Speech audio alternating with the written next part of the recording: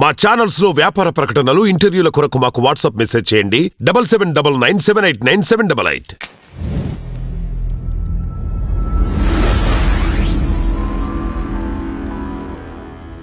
Hello guys, welcome to our channel. నేను Gousia. Social media, reels అన్నింట్లో ఎప్పుడు ఏది ఎలా ట్రెండ్ అవుతుందో చెప్పలేం. ఈ మధ్యకాలంలో కుర్చీ తాత డైలాగ్ బాగానే వైరల్ అయింది. కాస్త బీఫ్ వేసుకునేలా పదాలుంటాయి. ఇప్పుడు అలాంటి అడల్ట్ పదాలతో ఉన్న పాటను మహేష్ బాబు లాంటి స్టార్ హీరో సినిమాకు వాడేశారు.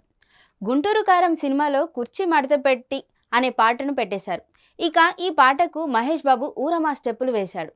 మహేష్ బాబు హీరోగా త్రివిక్రమ్ శ్రీనివాస్ దర్శకత్వంలో తెరకెక్కిన గుంటూరు కారం జనవరి 12న ప్రేక్షకుల ముందుకు రావడానికి సిద్ధంగా ఉంది.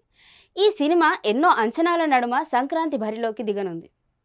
ఈ క్రమంలోనే సినిమా నుంచి వరుసగా అప్డేట్స్ విడుదల చేస్తూ సినిమాపై అంచనాలను పెంచేస్తోంది చిత్ర యూనిట్. దీంట్లో భాగంగానే రీసెంట్గా కుర్చీ మడత పెట్టి అనే మాస్ పాటను రిలీజ్ చేశారు.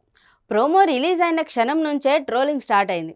విలువలు అని మాట్లాడే త్రివిక్రమ్, సరస్వతి పుత్ర అని పెట్టుకునే రామజోగయ్య శాస్త్రి, మహేష్ బాబు రేంజ్లకు ఈ కుర్చీ మడత పెట్టి అనే పదాల్ని వాడాల్సిన అవసరం ఏముంది అంటూ నెటిజన్లు మండిపడుతున్నారు.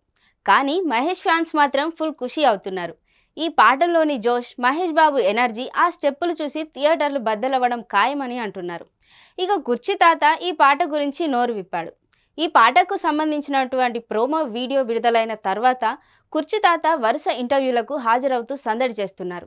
ఈ పాట పాడినందుకు తనకు ఇచ్చినటువంటి రెమ్యునరేషన్ గురించి కూడా మాట్లాడాడు.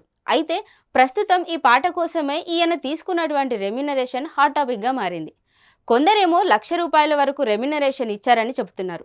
తనకు కేవలం ₹5,000 మాత్రమే ఇచ్చారంటూ కుర్చీ తాత చెబుతున్నాడు. ఇలా ఒక్కో విధంగా మాట్లాడటంతో ఈయన ఈ పాటకు తీసుకున్నటువంటి రెమ్యునరేషన్ గురించి ప్రస్తుతం సోషల్ మీడియాలో వైరల్ అవుతుంది. మరి కుర్చీ మడత పెట్టి అనే సాంగ్ కోసం తాత ఎంత తీసుకున్నారనే విషయంపై క్లారిటీ రావాలి. అంటే తమన్ స్పందించాల్సి ఉంది. మొత్తానికి ఈ పాట మాత్రం మహేష్ ఫ్యాన్స్ ఫుల్ ఖుషి అవుతున్నారు.